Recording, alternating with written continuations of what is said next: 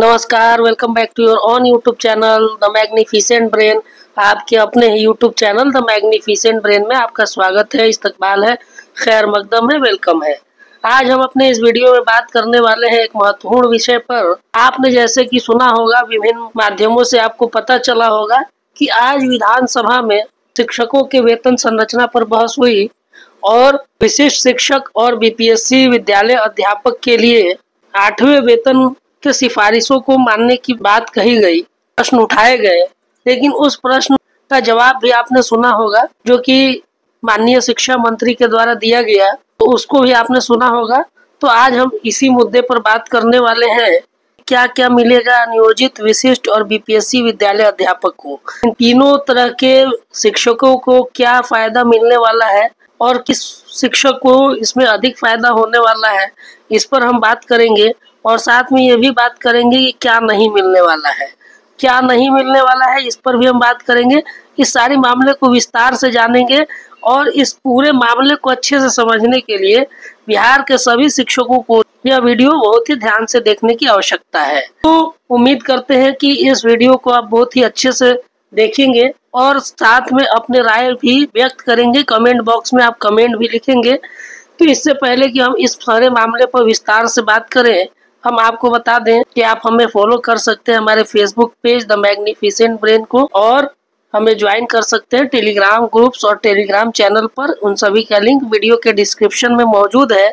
और इसी प्रकार के शिक्षक और शिक्षा से जुड़े हुए विभिन्न मुद्दों पर विभिन्न जानकारी और अपडेट्स को देखने के लिए हमारे इस यूट्यूब चैनल को सब्सक्राइब करना न भूलेंगे और साथ ही बेल आइकॉन ऑन कर दीजिएगा ताकि सही समय पर आपको नोटिफिकेशन प्राप्त होता रहे।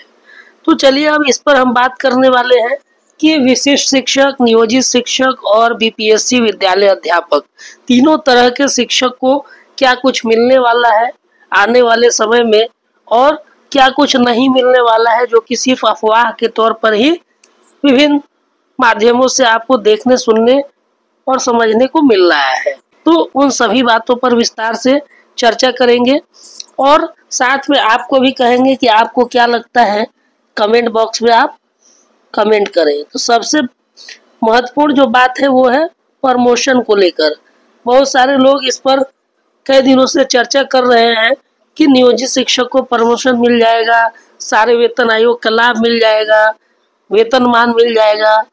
तो बहुत सारी बातें कही जा रही है और यह भी बात कही जा रही है कि सरकार ने नियोजित शिक्षक को सक्षमता परीक्षा देने के लिए उकसाया और उसके बाद विशिष्ट शिक्षक के रूप में राजकर्मी बनाया और राजकर्मी बनाकर उन्हें ठग लिया। इस तरह की बात को भी सुनने को मिलेगा, जबकि नियोजित शिक्षकों को अधिक लाभ हो रहा है। इस तरह की बात आप विभिन्न माध्यमों से सुन रहे होंगे। तो सबसे पहली बात हम प्रमोशन पर करेंगे कि प्रमोशन जो मिलना था नियोजित शिक्षक को, जो कि आज तक नहीं मिला। बेसिक ग्रेड के शिक्षकों को स्नातक ग्रेड में प्रमोशन की बात थी, स्नातक ग्रेड के शिक्षक को प्रधानाध्यापक के पद पर प्रमोशन की बात कही गई थी, नियमावली में भी यह बात थी। लेकिन क्या किसी को प्रमोशन मिला? नहीं मिला। इतना समय गुजर गया विद्यालय में शिक्षण का कार्य करते हुए, लेकिन सरकार ने किसी को प्रमोशन नहीं दिया। यहाँ तक कि कोर्ट में भी केस हुआ, संघ ने केस को जीता भी, लेकिन फिर भी सरकार इसे लागू नहीं की, कंटेम्प्ट में गया, फिर भी इसको लागू नहीं किया गया। तो इस बात की क्या गारंटी है कि आने वाले समय में प्रमोशन आपको मिल ही जाएगा। अब बहुत सारे ऐसे नियोजित शिक्षक हैं जो प्रमोशन के इंतजार में अब रिटायरमेंट के भी करीब आ चुके हैं। कुछ सालों का उनका सेवा बाकी है और कुछ शिक्षक तो रिटायर भी हो चुके हैं। तो ये सारी बातें हैं कि प्रमोशन मिलना चाहिए लेकिन मिला नहीं। तो क्या उम्मीद की जाए कि अगर जो नियोजित शिक्षक इस उम्मीद में विशिष्ट शिक्षक नहीं बनना चाहता है कि उसको प्रमोशन मिलेगा, तो इस बात की क्या गारंटी है कि कब प्रमोशन मिलेगा। कहीं ऐसा ना हो कि प्रमोशन के इंतजार में उन्हें रिटायर भी हो जाना पड़े और इधर राजकर्मी से भी हाथ धो देना पड़े। तो राजकर्मी जाने में मेरे ख्याल से एक फायदा है कि उनको एनपीएस का लाभ मिल रहा है, जबकि तो नियोजित शिक्षक है ईपीएफओ में उनका अंशदान जाता है और जो विशिष्ट शिक्षक और विद्यालय अध्यापक है उनको एनपीएस में उनकी कटौती होगी। तो ईपीएफओ की जगह पर एनपीएस का लाभ राजकर्मी को मिलने वाला है। और जैसे कि आपको मालूम है कि एनपीएस के बाद अभी यूपीएस की भी बात कही जा रही है, यूनिफाइड पेंशन स्कीम की बात। तो यूपीएस का लाभ भी उन्हें ही मिलेगा जो एनपीएस में आच्छादित होगा। ईपीएफ वाले को यूपीएस का लाभ मिलने की संभावना बहुत ही कम है, न के बराबर है। तो एनपीएस वाले को एक लाभ है कि यूपीएस में जाएंगे, और यूपीएस में बहुत ही अच्छा व्यवस्था है कि पर अगर आप 25 साल की सेवा कर लेते हैं तो आपको 25 साल के सेवा के बाद आप जब रिटायर करेंगे, रिटायरमेंट के समय आपका अंतिम सैलरी होगा उसका 50% जो है आपको पेंशन के रूप में मिलेगा। तो यह एक महत्वपूर्ण लाभ होगा राजकर्मी को। तो प्रमोशन की जहाँ तक बात की जाए तो प्रमोशन होना तो संभव नहीं दिखता है। अभी आप देख ही पा रहे होंगे कि स्नातक ग्रेड के शिक्षकों के द्वारा एचएम में प्रमोशन को लेकर केस किया गया, उसका जजमेंट भी आ चुका है, लेकिन उसको सरकार ने लागू नहीं किया, फिर से कंटेम्प्ट में गया और मानने के बाद पुनः इसका जजमेंट आ चुका है। अभी जजमेंट की कॉपी प्राप्त नहीं हुई है। तो इन तमाम बातों के बावजूद भी सरकार प्रमोशन देती है, कब देती है ये भविष्य के अधर में लटका हुआ है। तो प्रमोशन को लेकर अगर आप विशिष्ट शिक्षक नहीं बनना चाहते हैं तो मुझे लगता है कि ये आपकी सोच अच्छी नहीं है। दूसरी बात है वरीयता को लेकर।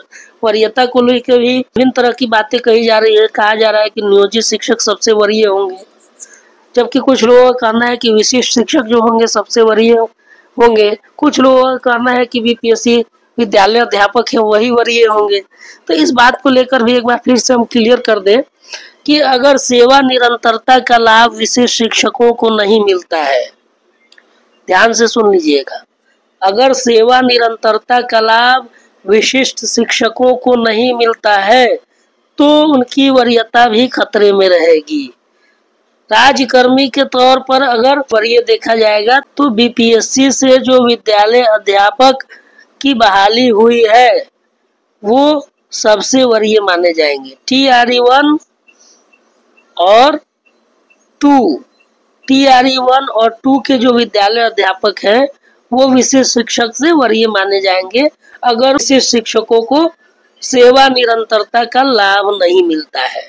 क्योंकि TRE 1 और 2 के जो विद्यालय अध्यापक हैं विशिष्ट शिक्षक से पहले राजकर्मी बने हुए हैं, तो जो पहले राजकर्मी है वही वरीय होगा।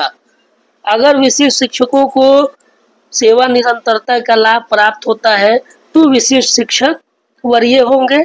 नियोजित शिक्षकों की वरीयता की जहाँ तक बात है तो ये दूर दूर तक संभव होता नहीं दिख रहा है।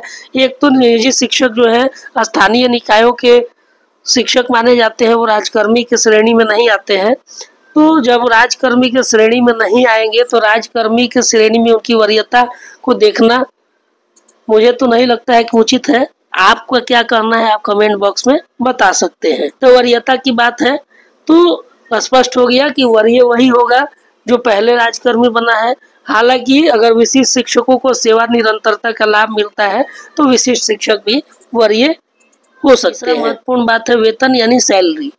तो वेतन की अगर बात करें तो नियोजित से विशिष्ट शिक्षक जो हुए हैं उनको वेतन में कोई खास लाभ देखने को नहीं मिल रहा है। यहाँ हम कह सकते हैं कि वेतन को लेकर जो नियोजित शिक्षक हैं, जो नियोजित से विशिष्ट शिक्षक बने हैं, एक तरह से वो ठगे गए हैं। इतने लंबे समय तक सेवा देने के बाद उनको अगर विशिष्ट शिक्षक के तौर पर राजकर्मी बनाया गया है तो वेतन में लगभग अच्छा खासा इजाफा होना चाहिए था। उतने दिनों के उनके सेवा को देखते हुए उनके वेतन को बढ़ाया जाना चाहिए था, लेकिन अभी तक उस तरह का कोई विभाग का रुझान नहीं दिख रहा है कि विशेष शिक्षकों के वेतन को बढ़ाया जाए। तो सिर्फ वेतन संरक्षण का लाभ दे देने से वेतन में कुछ खास इजाफा नहीं हो रहा है। लेकिन एक चीज और देखने को मिला है कि वेतन में इजाफा हो रहा है। तो किसके वेतन में इजाफा हो रहा है? वो है छठे चरण में बहाल नियोजित जो शिक्षक हैं उनके वेतन में बहुत अच्छा खासा इजाफा हो रहा है।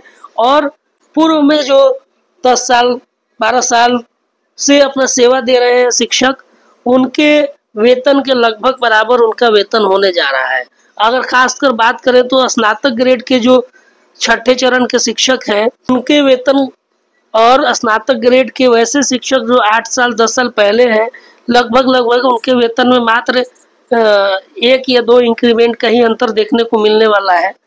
तो इस तरह से छठे चरण के बहाल शिक्षकों को सबसे अधिक वेतन मिल रहा है विशिष्ट शिक्षक के तौर पर, और जो पहले से 10 साल 12 साल का सेवा दे रहे हैं नियोजित शिक्षक और अब विशिष्ट शिक्षक हुए हैं, उनके वेतन में उस तरह का लाभ देखने को नहीं मिल रहा है। तो मेरे ख्याल से ये एक वेतन विसंगति ही है कि बहुत कम अवधि में किसी शिक्षक का वेतन में अच्छा खासा इजाफा देखने को मिल रहा है, और वहीं जो बहुत लंबे समय से शिक्षण का कार्य कर रहे हैं वैसे शिक्षक जब विशिष्ट शिक्षक बन रहे हैं तो उनके इन हैंड सैलरी में भी पूर्व में जो इन हैंड सैलरी मिलता था उसमें भी कमी आती दिख रही है। तो इस वेतन विसंगति को दूर करने का प्रयास किया जाना चाहिए, और मेरा मानना है कि जिस तरह से छठे चरण के शिक्षकों के सैलरी में इजाफा किया जा रहा है, जिस रेशियो में इजाफा हो रहा है उसी रेशियो में अन्य शिक्षकों के सैलरी में भी इजाफा किया जाना चाहिए। इस पर आपकी क्या राय है, इसके बारे में भी आप हमें कमेंट बॉक्स में लिखकर बता सकते हैं। अब अगला बात करेंगे हम लोग वेतन विसंगति के बारे में। तो वेतन विसंगति के बारे में हमने बता ही दिया है कि वेतन विसंगति कहाँ देखने को मिल रही है कि छठे चरण के जो शिक्षक विशिष्ट शिक्षक बने हैं और वहीं जो पूर्व में 10-12 साल से शिक्षण का कार्य कर रहे शिक्षक हैं, उन दोनों के सैलरी में लगभग समानता देखने को मिलेगी विशिष्ट शिक्षक के तौर पर, और जो छठे चरण के शिक्षक हैं उनके सैलरी में एक अच्छा खासा बढ़ोतरी देखने को मिल रहा है, जबकि पूर्व में बहाल 8-10 साल पहले बहाल जो शिक्षक है उनके वेतन में इन हैंड सैलरी से भी कम सैलरी मिलने जा रही है विशिष्ट शिक्षक के तौर पर। इस तरह का विसंगति अभी देखने को आपको मिलेगा या मिल भी रहा होगा, तो इस विसंगति को दूर करने का प्रयास किया जाना चाहिए। एक और बात है कि नियोजित शिक्षक का जो वेतन है और विशिष्ट शिक्षक के तौर पर जो उनको वेतन मिल रहा है, तो विशिष्ट शिक्षक का परीक्षा देने के बावजूद भी वेतन में कोई खास इजाफा देखने को नहीं मिल पा रहा है। तो इस तरह से आप देखेंगे कि नियोजित शिक्षक एक तरह से विशिष्ट शिक्षक बनने के बाद ठगा सा महसूस कर रहे हैं, और उनको लग रहा है कि विशिष्ट शिक्षक के तौर पर उन्हें कोई खास लाभ देखने को नहीं मिल रहा है, सिवाय अगर एनपीएस को छोड़ दे। एनपीएस को अगर छोड़ दीजिएगा तो कोई खास लाभ विशिष्ट शिक्षक को देखने को अभी तक नहीं मिला है।